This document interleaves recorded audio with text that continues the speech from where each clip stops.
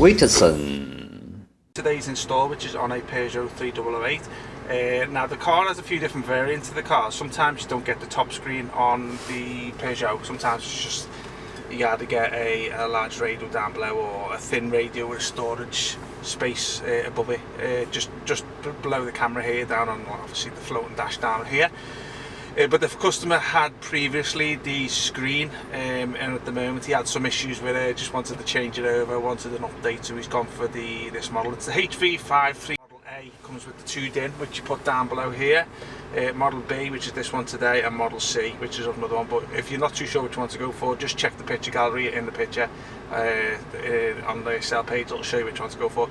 So a couple of little bugbears with me with this one here today. So I think, being the first time that the factory released it to us, it hasn't been out that long, it's 2 bugbears with me sort of thing. One's resolvable, one isn't.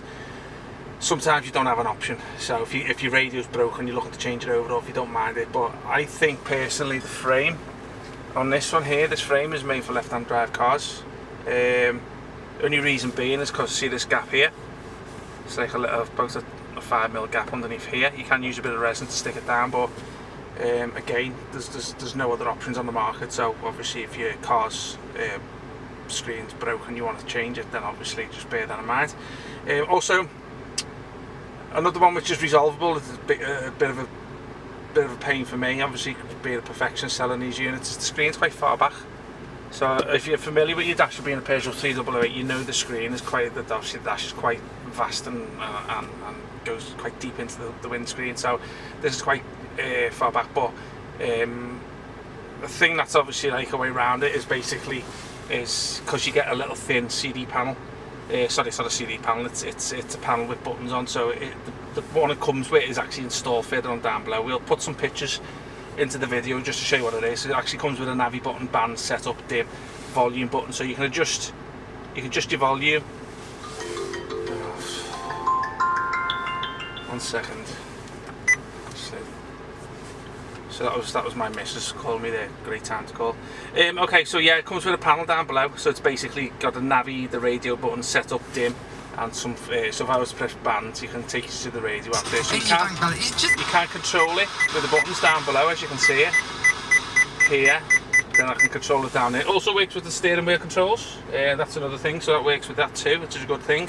But again, just with this being a bit further on back, some functionality of if you wanted to get like pressing the touchscreen for like YouTube and Netflix and stuff like that, then obviously, well, you shouldn't be doing when you're driving anyway. But I'd say if you want to do it, you do have to reach over quite a bit. Okay, so I'm just going to show you what the screen's got.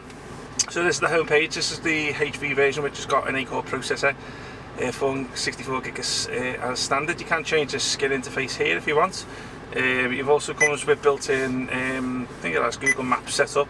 So that's already included on that one there, but you can download any others from the Play Store here, which will do that. So obviously if I was to play, one second, go back here, if I was to play Navi there, then obviously there's your Google Maps. Got your radio, which I showed you a couple of moments ago. It's got your Bluetooth here, which obviously you take your phone calls through it. It's got music streaming. It's also got capabilities of putting music and videos onto a pen drive, and you can play it through here. So obviously this might have a little demo one on there, just bear with us 1 second. See if there's anything on there I can show you, shared HD quality. Nope, factory sometimes put a little demo on there so you can see how it works and stuff. Going over to here is your application center. So obviously this one here, which I showed a short while ago, which is your CarPlay app. So obviously when I started the video, it had the CarPlay connected with my phone, and this tends to bring over your phone, any maps from your phone, music apps, text messaging apps from here. As you can see, I've got some music apps there, and you see it's nice and swift. Obviously got the 8-core processor. And then let's go back over to here. 1 second, go back out. So go back onto here, and then it's got, so you can stick, it's got aux input, so it's basically if you want to stick like a TV box through it. A couple of little browser apps there, File Manager.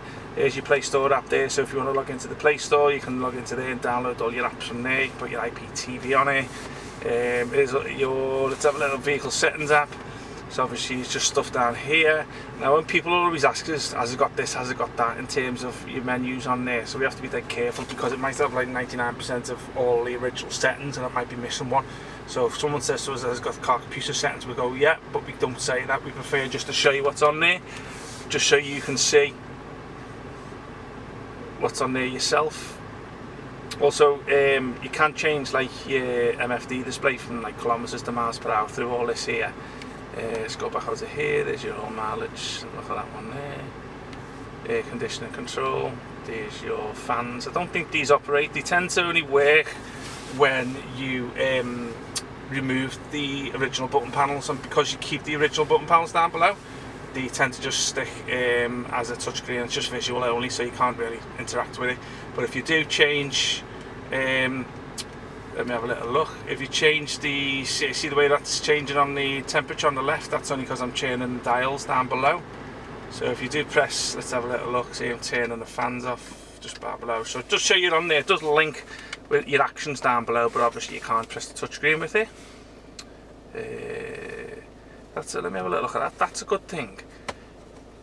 That feature there, we did a diagnostics on the car, which we do quite often on cars when we do the installs, and it came up with a fault code from fog lamps on the actual diagnostics tool. It's actually showing it there, so that's a good thing and all.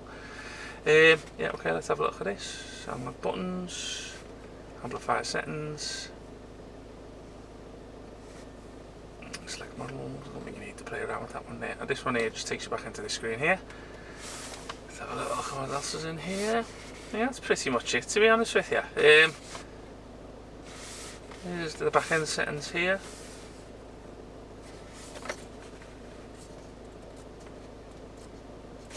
Yeah, so that's pretty much it, guys. But as I say, just bear in mind this little 5mm gap down here.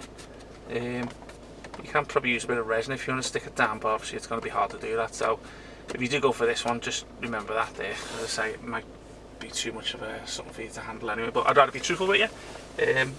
Obviously you're going through all the experience of trying to fit it and then not knowing about it. So hope you liked the video. WITSON